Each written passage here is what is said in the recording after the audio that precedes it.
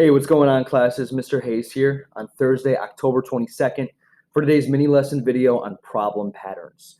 Today's teaching point is focusing on something that's coming up in your book over and over again. Essentially, it's an again and again signpost that's occurring in the life of your memoir author. So to backtrack a little bit, today's teaching point is how readers reflect on a character's challenges to evolve by recognizing problem patterns. Really, the key part of this teaching point is the challenge to evolve. Because of this problem pattern, this thing happening over and over again in your memoir author's life, they're having a difficult time getting beyond that, moving forward, changing, maturing, and eventually overcoming their single story and reaching their potential because they're held back by this problem pattern, this obstacle that's occurring repeatedly in front of them. And sometimes that can be the fault of the character, him or herself, or it can be other factors, societal factors, other side characters that are holding them back as well. So for the last row of your memoir LDG notes, I'm going to have you reflect on a problem pattern as we're about maybe 2/3 of the way through our memoirs that's continuously holding your character back and it's forming an obstacle in their life again and again. So how do we do this? Well, first you want to notice one of these three things, if not more than one. Oftentimes a problem pattern can be related to a repeated internal or external conflict. It can be related to a harmful behavior or a habit that your memoir author just can't seem to break. Or it can be a repeated interaction with a harmful side character who in their life is holding him or her back, preventing them from moving forward. So if you can find one of these things, you're on a great path to recognizing a problem pattern. And if you can ask yourself, oh, this, say, harmful behavior is happening repeatedly throughout the book, then you've really got something you can use for your chart. And then you need to ask yourself, well, why is this problem pattern important? It has to be important to reflect deeply on it. So how does this behavior pose a problem for your memoir author? What is really existing that is the issue that's related to this pattern? And how, specifically, how is it holding him or her back? How is it preventing them from realizing their full potential and eventually overcoming their single story and showing people in their world they're more than just that? All right, so that's going to formulate our last row of our chart, our 12th row, before you turn yours in for a grade. So let's do this together with True Diary, as we're now 18 chapters into this wonderful mentor text.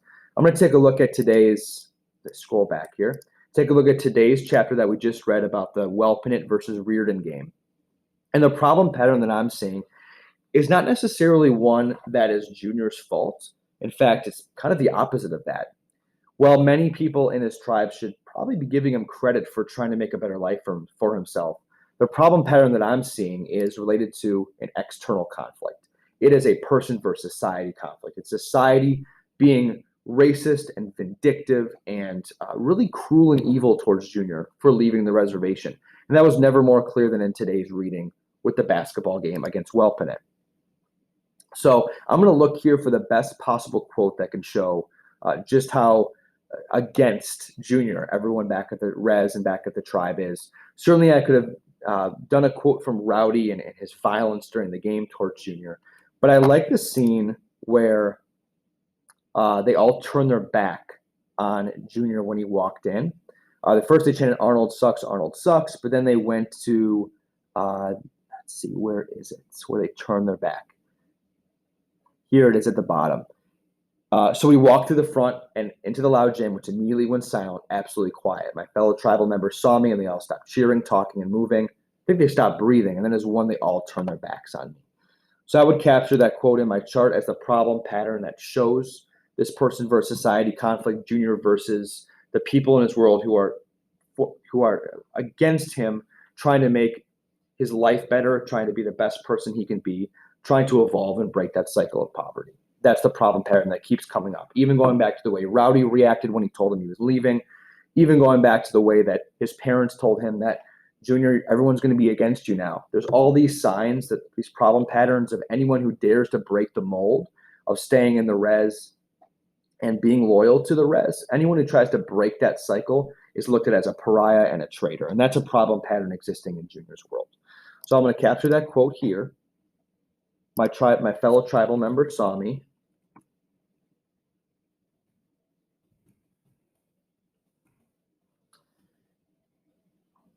And they all stopped cheering, talking, and moving.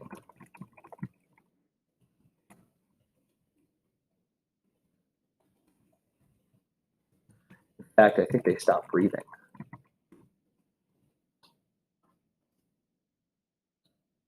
And then as one, they all turn their backs on me.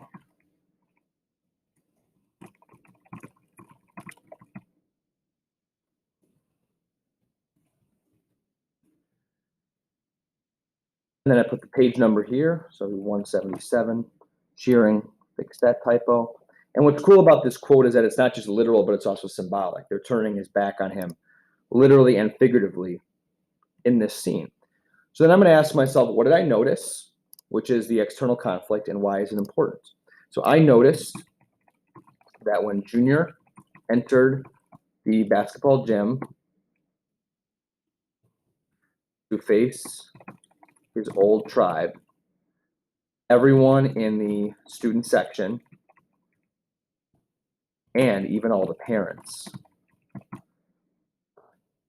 organized a kind of a movement, or organized an action where they would cohesively turn their backs on him at the exact same time. This external conflict is person versus society, because Junior is going against everyone on the res who doesn't want to see him try to make a better life for himself at White Riordan. All right, so now how is this important for the memoir author? Well, in this case, it's not a memoir, but we're using Junior as an example. It is based on Sherman Alexie's life, so it does kind of work for this. So how is this important? This is important because I'm going to answer these two questions to finish off my reflection. How does this behavior pose a problem for your memoir author? Well, this is important because the problem is existing right in front of him. He is viewed as a traitor and a pariah for leaving the res, causing not just emotional isolation, he returns home, but also putting himself in harm's way of some serious violence. Not just Rowdy punching him out when he first gave him the news that he was leaving, but now the way that Rowdy's reacted on the basketball court is something I'm sure a lot of other tribal members would like to do to Junior. And the fact that Rowdy was cheered on and could be maybe viewed as a bit of a hero for what he did to Junior on the tribe, as wrong as that is putting Junior in some serious harm's way. And every time he returns to the tribe, every time he returns to the res, he could potentially be a target for that type of violence, that type of resentment. Next question is, how is it holding him or her back? Well, to me, the ultimate goal for Junior is to be accepted on the res as someone who tried to make a better life for himself and as an inspiration for others to do the same. And if this continues to happen, even during something as innocent as a basketball game, he'll never accomplish that goal. So I could say it is also important because in order for Junior to fulfill his goals, he wants to carve out a better future at Riordan, while also being viewed as an inspiration back home. This will never happen if his tribe continues to act in such a vindictive way. And that's ultimately the question for the rest of the book, right? Is will Junior be able to continue to make strides at Riordan? And will people at home be able to see that Junior's not a bad guy for doing what he did? He's just trying to break that cycle of poverty and alcoholism and resignation. And once they realize that, and Rowdy's kind of the symbol of the person who needs to realize that the most, because Junior still wants to be his friend. Once the people on the tribe realize that Junior should not be viewed in a negative way, but as someone who's inspirational, then ultimately he's going to achieve his goal.